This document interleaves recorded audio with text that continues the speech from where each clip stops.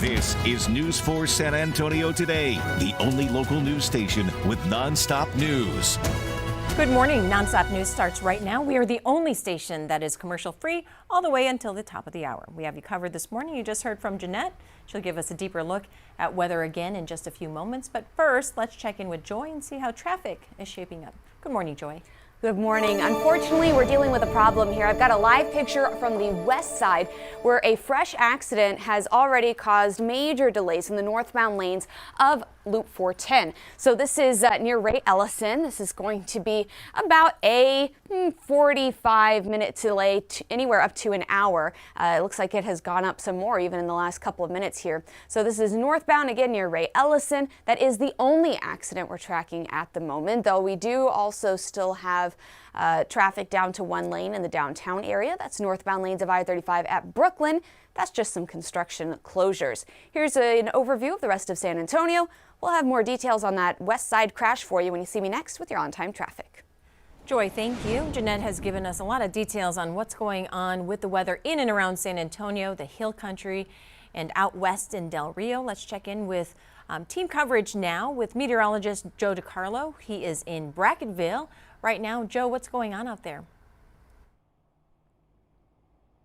Hey Marisa, yeah, we are here in Brackettville, just outside the Kinney County Courthouse, and right now it's pretty quiet. We've had some pockets of some light to moderate rain. You see the wet sidewalk behind me, and we've seen some wet roads as well off to my left, but nothing too concerning at the moment. We do anticipate, more showers and thunderstorms developing, increasing in coverage later this morning into the afternoon, especially across our western zone and the Hill Country, that may lead to some flash flooding in spots. So that's something we're watching very closely. Right now we're watching the radar to see any developing showers and storms. For the most part, it's pretty quiet. We're watching down to see if we could build in some more thunderstorms that may eventually move to the north and northeast towards our location, and we will set up accordingly. But right now it's been pretty quiet. Again, some light to moderate rain, a little wet roads here in our western zone, but nothing too concerning at the moment right now. We'll continue to watch it from Storm Tracker 4. We'll send it back over to you in the studio. All right, Joe, stay safe. Thank you. Texas emergency officials say they're ready for the weather. Right now, resources are stationed in the Hill Country and along the I-35 corridor. It's important to take note. We've got over 200 responders and more than 100 pieces of equipment that are staged across the state right now. Multiple agencies, including TxDOT, the Forest Service, Parks and Wildlife, National Guard, and DPS, are also now operating 24 hours. News 4 is here for you and will be here throughout the morning. As long as there are concerns about the weather, be sure to follow us on social media and on our website, news4sa.com. Time now 6:44, developing from overnight. A SWAT team stormed a Northwest Side hotel late Wednesday night, taking a person into custody in connection with an early morning kidnapping. News 4 San Antonio's Tony Davis joins us live now with the latest details on the case and how police were able to find the suspect. Good morning, Tony. Well, good morning. So this all happened after police were already searching for Destiny Rose Fairden, who they say was kidnapped by her ex-boyfriend. So they were able to track her cell phone to the Motel 6 off of Wurzbach Road and I-10 where that raid happened. So it was just before 11 p.m. last night when the SWAT team stormed the hotel. Snipers were spotted on the roof of a nearby Wendy's and flashbangs went off as team members kicked the door to one of the rooms. The suspect was detained at the scene while Fairden was taken to the hospital to get checked, where she remains stable. This all happened after a clear alert was issued for Fairden after she was reported kidnapped around 5:30 a.m. Wednesday from a home on Labor Street near East Cesar E. Chavez Boulevard. And according to police, a 35-year-old man forced her into a white Dodge Ram and drove off. So it is unclear right now if any or what follow this case. We will update you both on air and online. Reporting live, I'm Tony Davis. Back to you. Tony, thank you. We're getting a breakdown from Homeland Security on this past weekend's raid at San Pedro and Bassi on the north side. They say 27 alleged Tren de Aragua gang members were arrested, including the 5 seen here. More than 150 undocumented immigrants were also arrested. A female mail carrier is recovering after she was bit by a dog on the west side. It happened outside of a home on Navidad Street and Craig Place Wednesday just before noon. Police say the male woman was walking her usual route when a dog jumped a fence and attacked her, biting her on the arm and lower back. She was taken to the hospital and her injuries are considered non-life-threatening. The dog has been placed in quarantine. Animal Care Services says the owner received citations for not having the dog vaccinated, microchipped, and for the bite itself.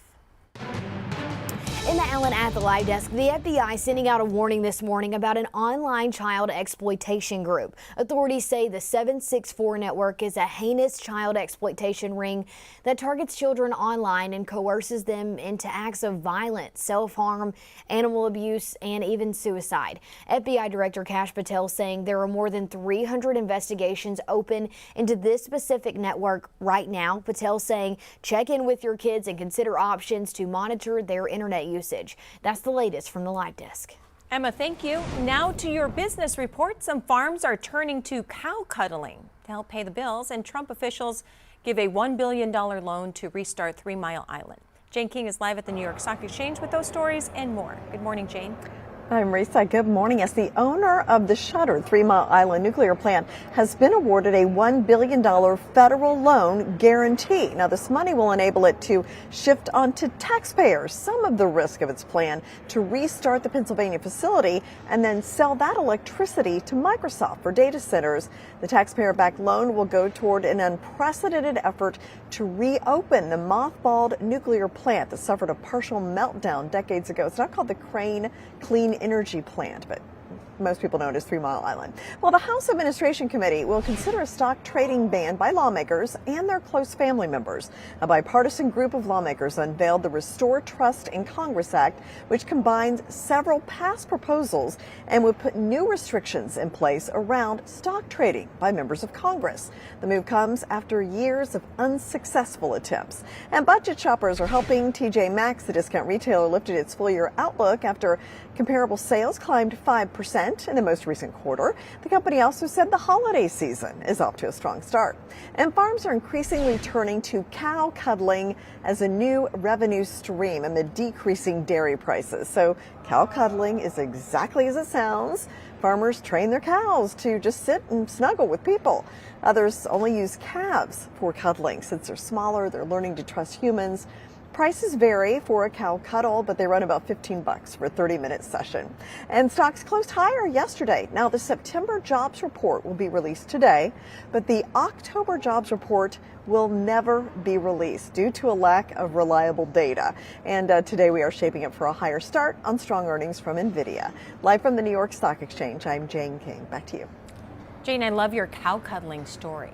I don't know if I would necessarily do that. Would you do that? I don't know, because I know. I think the cows might kind smell. of big. Yeah, yeah, and That's true. That's true. I've been yes. to a dairy farm, and cows have uncontrollable urination and bowel movements when they see people. So that's the thing, right? Yes, I know. Yes, you see, you're thinking of all these things I didn't think of. I was just worried that the cow was going to attack me. Right. But yes, there's all that other stuff too. But good for them for finding a new revenue stream. Thank you, Jane. Innovative. Bye. Downtown San Antonio is slowly becoming a holiday wonderland. An ice skating rink went up at Civic Park at Hemisphere and should be ready to go this weekend ahead of several planned holiday events in the coming weeks. We're going to have disco holiday nights on ice. We're going to have hot chocolate by Dos Pedros. We're going to have snack foods, artisan vendors throughout the entire season. There was an event Wednesday at Civic Park to get people into the spirit.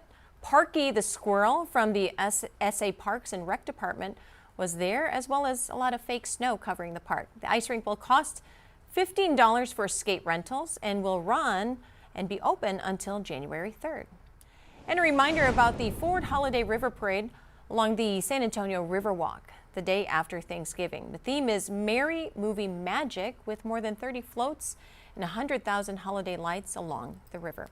Join News 4's Mandy Noel, Chris Suchan, and our sister station Fox SA's Ryan Wolf for a special broadcast of the big event on Friday, November 28th. You can watch the parade live right from your couch starting at 7 p.m. over on CWSA.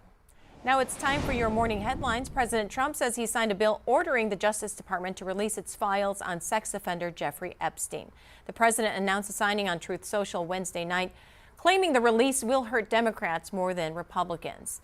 The Department of Justice now has 30 days to disclose evidence and internal communications involving Epstein, including the 2019 investigation into his death in prison.